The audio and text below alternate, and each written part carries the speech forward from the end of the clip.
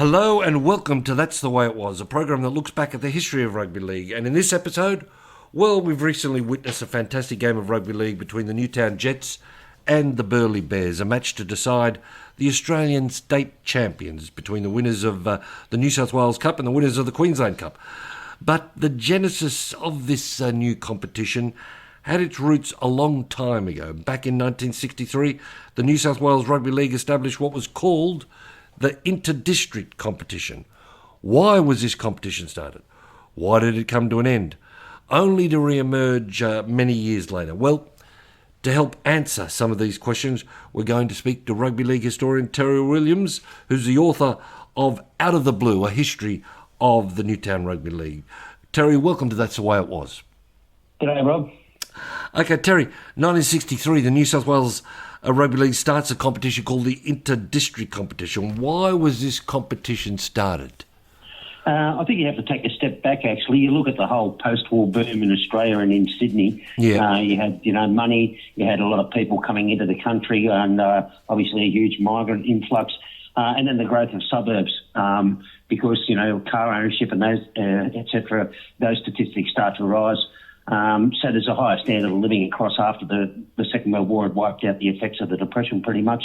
And you start to see a lot of those suburbs on the fringes of Sydney really start to crop up and become, new identities in the overall makeup of Sydney. So places out in the west, the southwest and the south, and even the northwest, et cetera, and even up to the northern beaches, that's when they really start to become new suburbs and take off for people living there. And also in 1954, you've got the birth of licensed clubs, and so leagues clubs spring up across Sydney for a lot of the senior teams, but also at junior level as well. So the Penrith, for example, their leagues club was established in 1955. They were one of the first ones to get going, and it was largely a country town still at that stage. But by about 1963, you find that most of those clubs, the first grade clubs, certainly had established licensed premises, and some of their clubs who would then go into the second district, the second division or the inter-district competition, they had licensed clubs too, such as Wentworthville. All right, so there are 10 clubs in the initial year. I'll just go through these 10 clubs. We've got Bankstown, Kingsford, Liverpool, Ryde Eastwood, Arncliffe Scots, Cronulla Caringbah, Wentworthville, Guildford, Penrith and Sydney University. Now, Terry, all the 10 clubs are, of course, important, but I imagine the New South Wales Rugby League would have been pleased that Sydney University was part of this competition. Yeah, I think the whole competition had been one of Bill Buckley's favourite ideas, one of his personal babies, and bringing back Sydney University into some sort of competition was certainly part of what he wanted to do, and he could see the value of having them playing rugby league so that all the people who were getting trained there would have some sort of affiliation and affection for the game. And again, that's what led later to the birth of the tertiary competition as well, but that's a separate story, obviously. Yeah. All right, okay, so 1964, the competition's renamed the Sydney Second Division competition, the same 10 clubs competing, but it becomes pretty apparent that Wentworthville is the dominant club in this competition. They win the 64 competition again in 1965. They easily defeated Penrith in the grand final there by 31-3. So, Terry, any reasons why was Wentworthville so dominant?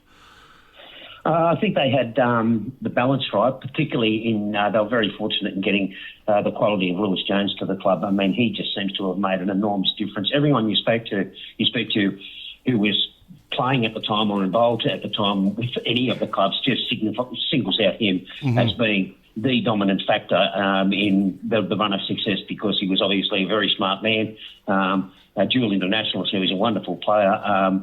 But he was a school teacher as well, and he just obviously a great mentor and a great person for fostering the game. And he certainly left a wonderful legacy, not just with Wentworthville, but for rugby league in Western Sydney, I think.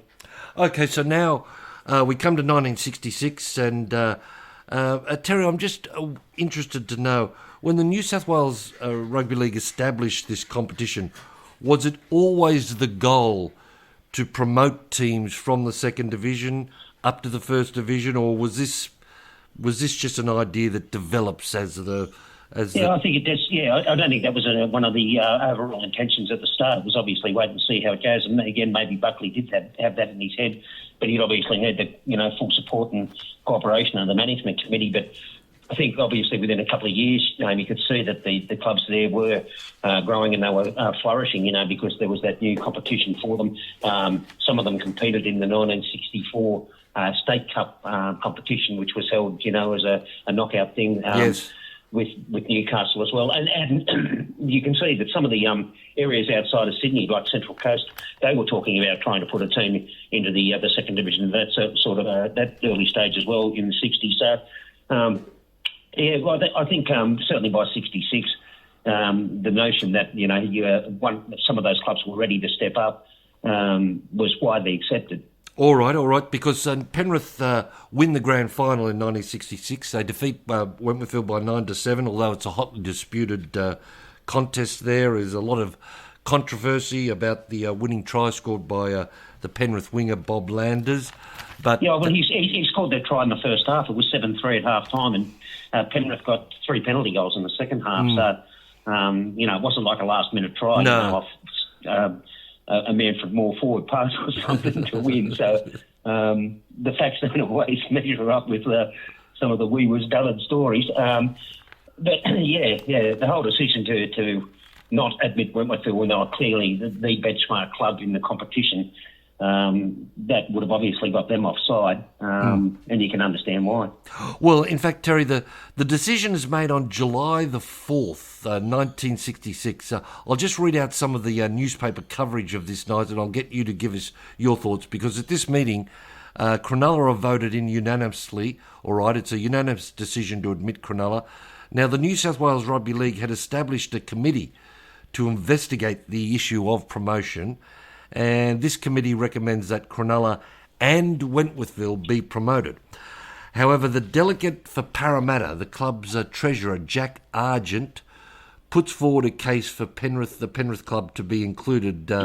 He says, and I quote here, if Wentworthville is admitted and the boundaries decided, the Parramatta club will lose the major portion of its area.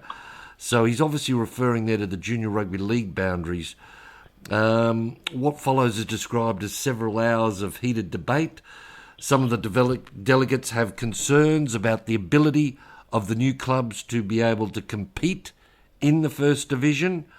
But at the end of it all, Penrith receives 19 votes, Wentworthville receives 12 votes, and Penrith is admitted to the 1967 competition. The following day, Bill Buckley, New South Wales Rugby League president, announces that Penrith and Cronulla have been admitted to the 1967 competition to, and I quote here, to cater for the expansion of Sydney's ever-growing population, end quote.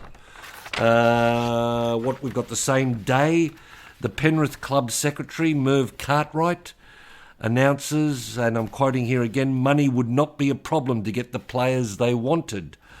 He later says that Penrith are hoping to sign Alan Madalena, who is an up-and-coming fullback from Wollongong, and they also want to sign the English halfback Alex Murphy. Or I should say the ex-English halfback there, because Alex Murphy... this is the thing, the British Lions tour is going on at the same time as this decision has been being made. The 1966 British Lions are on tour at this time, and Tommy Bishop is the Great Britain halfback, but Penrith hopeful of signing his predecessor. Terry, I suppose the questions that come out of this meeting are that Cronulla was voted in unanimously. I think it's, yeah. I don't think anyone could have too many qualms about that. Again, that was a real growing part of Sydney, and it was separate. It's a fair way from the St George district. And again, see it in context, St George had already won 10 in a row at that stage, and I think people were sort of looking at, could see there would be no dilution of their success if they lost that part of the area. All right. Well, and the other thing is, of course, that the New South Wales Rugby League had recommended that Wentworthville be promoted. So, I don't know, is this some sort of revolt by the clubs there? 19 to... I think you might call it politics, Rob, and geez, it'll be a shock if that happened in rugby league. Look, obviously, someone's done the numbers for to get Wentworthville in to get Penrith in ahead of Wentworthville, and whether that was Jack Argent or Colonel Jack, I don't think he had that much sway in the general committee at that stage. Would have been the likes of Facer and some of the other old cronies who were still pulling the reins there, that and possibly Buckley himself. But I mean, you look back now, and if Wentworthville had been admitted ahead of Penrith, yes, it would have been a ridiculous decision in a lot of ways, wouldn't it? You can understand the geographical proximity, and that's what they're talking about. Yes, it would have been a nice rivalry between the two as neighbours, but it would have been completely impractical to have two junior leagues that are that close, situated next to each other, without having Penrith. And then if Penrith have got to compete in the Wentworthville Junior League, but the club's based there at Wentworthville, just in practical terms like that, I mean, yes, from what Buckley said, his statement, it was catering for expansion, and it was visionary to an extent, and it was open to criticism, and maybe it was open to corruption as well, but it was probably the right decision in the long run, you'd think. Did the New South? Do you think there were any doubts about promoting the two clubs? I'm just sort of thinking back to 1947. Of course, 1947, Manly, Warringah, and Parramatta were admitted, and Manly by this stage Manly had played in a few grand finals. They'd made but Parramatta had been. Well, there was one stage there where I think they won they were Wooden Spooners 5 or 6 years in a row there. So do you think... Yeah, but again, in 63, 64 and 65, they make the semi-finals. So, they were, it looked like they were getting their act together at that stage. Again, you look, in retrospect, it took 25 years to get to a grand final, and they were a basket case for a lot of those years. Cronulla made a grand final, obviously, early on, but they nearly went bankrupt, 3 or 4 times, and they'd have been a basket case on many occasions throughout their history. So, expansion, isn't always great. I mean, we learnt that again in 95 and 98, in 88 too, didn't we? Yeah. So. You're listening to A View from the Hill, the Rugby League supporters program, the home of grassroots rugby league. Okay, so the competition continues. In 1968, the University of New South Wales joins the competition. 1970, St Mary's come in, but Wentworthville continue to dominate. They only lose one more grand final, which is in 1972 to Ryde Eastwood. But in 1973, they beat Wentworthville beat Ryde Eastwood by 12 points to 8. Then, Terry, the second division ends. From 1974 to 1976, we have a competition called the Metropolitan League, which Ryde Eastwood dominates. They win all those 3 grand finals. But why did the second division come to an end, Terry? What? Again, in 73. I remember reading through the minutes of the New South Wales Rugby League, and there was another push around then for promotion. Wentworthville was still knocking on the door and said, well, look, we're bigger and stronger than ever. We deserve it. Again, their case was very strong. Some of the other cases, I know that the league they'd always wanted Liverpool to get their act together so that they could put a club based out there, have a strong club based out there. But if you look through the history of the second division, it was Liverpool, and sometimes they were wearing blue and gold, and then sometimes they were wearing red, white and blue, and then other times they were called Southern Districts, and they were wearing green, because the club was going bankrupt, when the people were touching the money, that sort of stuff. It was a basket case. And some of the other clubs in that competition, you see the turnover rate, and then some of them, obviously, a lot of it's down to poor administration. That's been the history of a lot of those clubs at that level, and it does take a big commitment from a club, if you're a junior club, to try and step up with those big boys like the Wentworthvilles, etc., and be able to compete, especially on an ongoing basis. And Ryde Eastwood did it very, very successfully, and yet they were the only club who were able to do it successfully without having licensed premises, because they didn't open their lease club until 1974. So it makes what they achieved even more amazing in a lot of ways. But certainly in 73, Peter Moore was one of the ones pushing. He was obviously on side with the people from Wentworthville, and he was clamouring for the whole question of promotion to be addressed again. And when push came to shove, when the vote came, Buckley had just died that year, and they just knocked on the head and said, no, it's closed for the moment. So Wentworthville spat the dummy and they went, and they ended up going down for 3 years to the Illawarra competition. Right. But that didn't really work out for them because, although the Illawarra competition were very happy to have another strong team in their competition and competing and, obviously when he had a proud history, they didn't want them winning the competition and taking the title back to the western suburbs of Sydney. So I think when he copped a pretty hard time from some of the referees down there. And that lasted 3 years before basically the country rugby league said, no, you can go back to your own backyard. And when he just became an A-grade club then, and by that stage what was the Metropolitan League that limped on until the end of 1976, that was basically dead and buried as well. And those clubs just went back to their local A grades. But did the second division competition serve its purpose? Do you think? I noticed when reading some of the old rugby league news, a lot of players from the first division clubs did end up playing in the second division. But did the competition create any players? I suppose did the competition? Certainly. There was quite a few guys who came through. But Sydney University were very much a development club, so Newtown got the benefit of Mark Robertson, for example, who went on to play over 100 games with the club. Mm-hmm. He came through Sydney University because some of the coaches there at Sydney University were closely aligned with Newtown as well. Dickie Pearl was there early on. Frank Johnson was there at one stage. There were, and obviously geographically it was nice and close for them as well. But even guys like John King came through right Eastwood, and he went on to play first grade with Penrith with distinction. So there were a few who came on. And there were some old guys who went back there as well and lent their experience to it. With the likes of Tony Brown, who was in that Penrith team in 66 that won the grand final. But then he played with the district club in 67 when they entered the premiership too. He only played a handful of games with them, but he was at the end of his career, but he was a 1959 Kangaroo, and to have a guy of his quality for some of those young blokes around as a mentor was obviously very important for them as well. You see that more, though, I think, more the young guys coming up really in the Metropolitan Cup when that starts. And because some of the clubs just really did use it as a nursery for the younger players, particularly the likes of Moorebank and Kellyville. They were the two who probably produced the most. Moorebank from about 95 to 98. Had quite a string of unknowns that they gave a start to that went on to play a lot of first grade and some to play international football, and the likes of Willie Talau, etc. Andrew Ryan was another one who came through with Kellyville. There were some outstanding products who came through that competition as well. And of course we shouldn't forget Terry Hughes, just going back to the old second division, Terry Hughes from Wentworthville. He went on to play for Cronulla in their sort of when they got into the competition and ended up winning the. I think he won the first Rothmans medal, didn't he, Terry Hughes? He did in 1968. He was one of our volunteers in at the NRL Museum, and he's still closely involved with the Men of League organisation. He's the president, I think, for the Southern Sydney chapter. So, all right, he still does his bit for the game. Don't worry.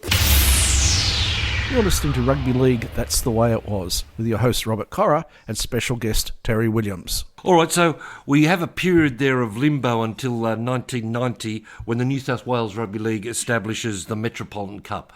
So again, why was this competition started, the Metropolitan Cup, in 1990? Well, I think in the years in between there'd been probably the closest there'd been to some sort of competition like the old second division was the Kentucky Cup, which was run at McCready Oval at Guildford and was open to A-grade teams from across Sydney, and it attracted a lot of interest and was quite popular, at times.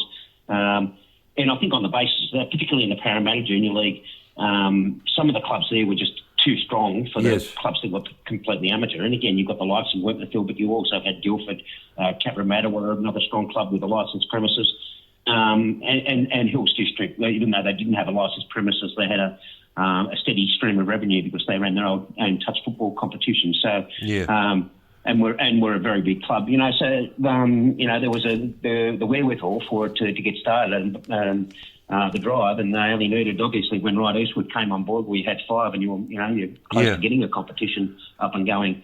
And so I think obviously in 1990 you see a pretty good competition, but once Newtown really joins in 91. it just changes everything, because all of a sudden it becomes a rallying point, a lightning rod for all their fans. And when they won it in '92, well, there was 7,000 people there, which was, Yes. it was something very special, I can tell you, that night.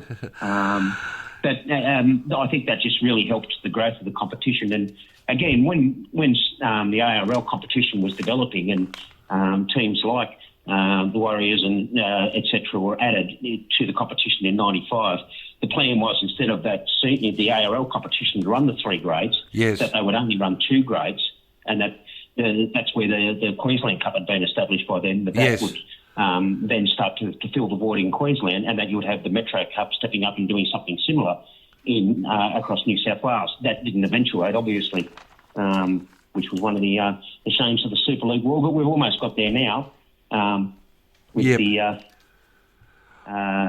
the current structure that's there for the Canterbury Cup. So Yeah. Well, the Metropolitan Cup continues until 2002. When it becomes a Jim Beam Cup. But again, Terry, the competition here, this, as you said earlier, this produces a lot of first-grade players. And again, you see, a lot of the older players go back. I do remember, in fact, seeing I think it was the last Metropolitan Cup Grand Final there, where the Sydney Bulls beat Wright Eastwood, and Quinton Ponga, the late Quinton Ponga, was playing for Sydney Bulls and had a fantastic go. It was player of the match in that match. And again, all the young blokes who played with him, whether they went on to stardom or not, they would think of that, playing alongside someone of that stature, as one of the highlights of their career. And you never know the knock-on effect that could have, because those blokes could end up being the next generation of coaches, or even fathers, etc. Of the game. So it's I always take my hat off to those blokes who put back into the game as well. So, and I mean, even the story of the Sydney Bulls. I mean, there are clubs, there are clubs coming and going, just as with the second division. There are clubs coming and going in and out of the Metropolitan Cup, but the Sydney Bulls is a club that has formed, virtually from, you might say, just the remnants of a World Cup. Lebanese World Cup team there, and they go on to be very successful, winning the Metropolitan Cup, and then they went on to win not the State Cup, I think it was the Premier League as it became known later on. So there are these stories intermixed with the Metropolitan Cup of clubs coming and going, and the Sydney Bulls has definitely got their own story after starting from virtually nothing and becoming quite a successful club. That whole feeder relationship, now the fact that it extends down to that third tier, yes, it's very important. And I know that Newtown, for example, they've been aligned with Glebe for the last couple of years. So, it helps Glebe, and it obviously helps Newtown, and it helps Cronulla as part of their overall system too. So, which is the way it works. And I think one of the reasons that the Metro Cup ended was, again, we were running out of teams. I was actually running the competition at that stage, or was administering the competition at that stage, and we were down to about 6 or 7 teams. Yes. And particularly with reserve grade, some of the clubs weren't in a position were struggling to put teams together. Not so much because of money issues, but it just, again, trying to attract the right quality players, and then you thought, well, what have they got them there for? And one of the problems, again, was, a lot of as was the case with the second division, a lot of them, it was the haves versus the have-nots. The really wealthy clubs could seem to dominate and buy whichever players they want. Yeah. Whereas the other ones would come in and they would be getting belted, yes. and obviously they get sick of that real quick. So the point system that was introduced at the start of the 21st century, although they moaned and whinged about it and some found it unworkable and walked away for a while, it's been the saviour of the competition, I think, and the reason that they still survived and thrived, because it made it a level playing field. It wasn't all about money. It meant that if you get the right sort of blend of blokes and you were prepared to develop them, and you've got the right structures in place, then you can have as much success as you want, and that's why there's been probably a greater turnover of premiers there than you see in some of the other competitions. Yeah. So. Well, of course, this all culminates in this new competition, the State Championship, which begins in 2014. Queensland team, the Northern Pride, are the inaugural winners. But Terry, just back to the New South Wales Cup, we've heard in recent years that could be a team from Fiji might enter the competition. There's also been talk that a team from the Riverina might enter the competition. Just put your thinking cap on for a second. What will the New South Wales Cup look like in 10 years' time, do you think?